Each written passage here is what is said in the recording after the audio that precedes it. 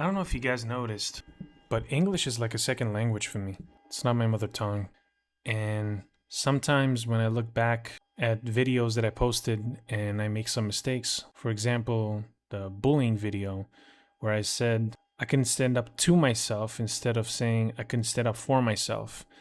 It makes me cringe because most of my life people tell me that I have great English, that I'm fluent, and yeah, sometimes it just reminds me to be humble and that I can make mistakes. And also saying this because I don't use scripts for my videos.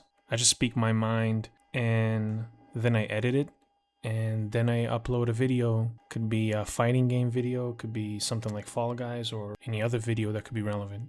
Anyways, today I want to talk about a different subject. In continuation to my bullying video, I want to discuss the school system and why it is a failure and why it's one of the main reasons that our society is shit, basically. Before we continue, make sure to click that subscribe button, click that bell button, click that like button for more videos like this. And yeah, comment down below what you want me to talk about next. In the meantime, I'll just make a list of videos that I have in my mind. So this is how it's going to go. I'm going to present an issue, why it is an issue, and what should be done instead. So without further ado, let's just get into it. Problem number one, and I've spoken about this in my previous video, bullying. Now, bullying is a well-known issue. It starts off from kindergarten. I remember I got bullied since kindergarten all the way up to my middle school years. Luckily, in high school, it stopped. But unfortunately, there's some people that even in high school, they still suffer from bullying. And I'm a firm believer of examples. So I'll provide an example from my elementary school days, and then I'll present why it is a problem. So up until about, I think it was second grade, I don't exactly remember, I didn't know how to defend myself and I wasn't aware of my size and strength. And there was this one day when one of the kids grabbed my arm and twisted it. And everybody in the class were cheering him on and they were laughing at me. And somehow, without even looking at him, my hand was behind my back as he was twisting it. Somehow I felt that my finger was close to his face, so I let my pinky out and I scratched him underneath the eye and he let go of my arm. And that was the first time that I've gotten the courage to just, turn around and try to beat him up for twisting my arm. As soon as I did that, the entire classroom got into a panic and everybody grabbed me and prevented me from beating him up. And he just ran away from me and ran all the way to the, I don't know how you call it in the United States, like the teacher's room or whatever. And I'm struggling to get out of the class to try to follow this guy and pushing people off of me. It's like 30 kids trying to hold me back so I won't kill this guy. And I run out of class and I chase after him after I shook all of the students that tried to grab me. And as soon as I find him, I see him right by the teacher and by the principal, crying with a scratch underneath his eye, blaming me for attacking him. I was suspended for that. The second time, I was jumped by a couple of students from my class and my second class. We had 2 classes for each grade, and I was jumped by about 5 or 6 kids. I beat them up and pushed them off of me, and they ran to the principal, and they lied that I attacked them first, and I was suspended for a second time. I had 3 suspensions in elementary school overall, but I won't talk about this third suspension. I'm gonna have to save it for another day. It's actually a pretty crazy story, and I deserve that suspension 100%. But I digress. Back to the subject. Now, why is this a problem? The popular kids, the ones that get along with all the teachers and all the students, and everybody loves them, and they probably get decent or even great grades. They're considered like honors students. They get to bully and humiliate every single person. But once the victim reacts, because the victim's probably not as popular or not as much of a good student as this guy is, the school system will do nothing. They will completely ignore it. They'll do nothing about it, and they'll blame the victim for defending himself. Now, mind you, this victim usually comes to the teachers and talks to them saying, hey, get these people off of my back, and the teachers can't do anything about it because their hands are tied. It's a problem because schools are meant to teach us how to be proper citizens in a functioning society. And when you teach kids from a very young age that if they're popular enough and they know the right people and they're charismatic enough and they're friends with everybody and they bring results, so for example, good grades in school, they can get away with bullying and they can get away with pretty much anything that is not criminal. That's why we have toxic bosses. That's why we have corporate systems that basically feel like high school all over again, where people just stab each other in the back and they try to do the best that they can to climb the corporate ladder, and they lie behind each other's backs. And most people just don't like work environments, especially corporate environments, just because of this. Okay, that was the first problem.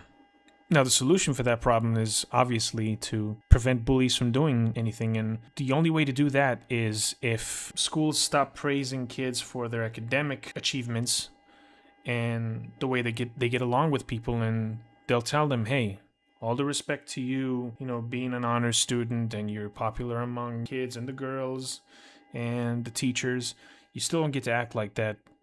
You're punished. Which brings me to the second problem. Schools measure the wrong metrics and they have the wrong approach to things. I remember when I finished 9th grade, we had a meeting with the high school principal in the auditorium. She was the same principal for middle school. We had middle school and high school in the same grounds. And I'll never forget this. I was sitting there with my father. She started talking to all of us. She took the microphone, started speaking to everybody, and she said this: no matter how good you guys are, you have great personality, you know how to behave, doesn't matter how much talent you have, doesn't matter all the hard work, it's not worth it if you don't show results. Now, why is this a problem? Because this shows you exactly which metrics schools measure when it comes to showing that they're a quality school or not. Because public schools or private schools, at the end of the day, they get funding, and they need this funding so they can pay for their faculty and staff, so that they'll have a school system that functions. And those that fund them, they only measure grade point average and amount of kids that graduate.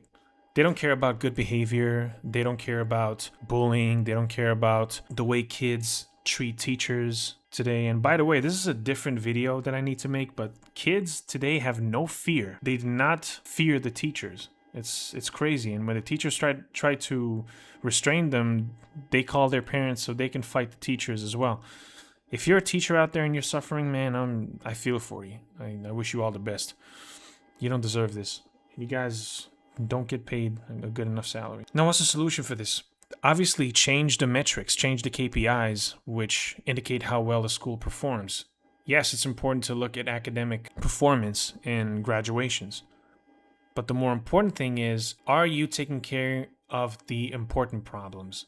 And no, you should not tell the kids to volunteer and all that kind of stuff. It's important, but not as important as just acting like normal human beings. Show that you care about issues like bullying, like bad behavior, and any form of bullying. Could be verbal bullying, could be physical bullying, any form of bullying out there. Just make sure that you're doing everything to take care of it. And a lot of people saying, well, it's very difficult to take care of it. No, it's not. If you want to solve this issue and any other issue that happens at school, I know I mostly talk about bullying because that's something that's more personal for me, especially since I've played Lost Judgment and it discusses a specific issue, but you have other issues. So if we put kids' behaviors above academic performance, we would not only have a better society, but we will automatically have teachers that have better motivation to teach, which will automatically improve kids' academic performance. So yeah, that's basically the solution for this problem.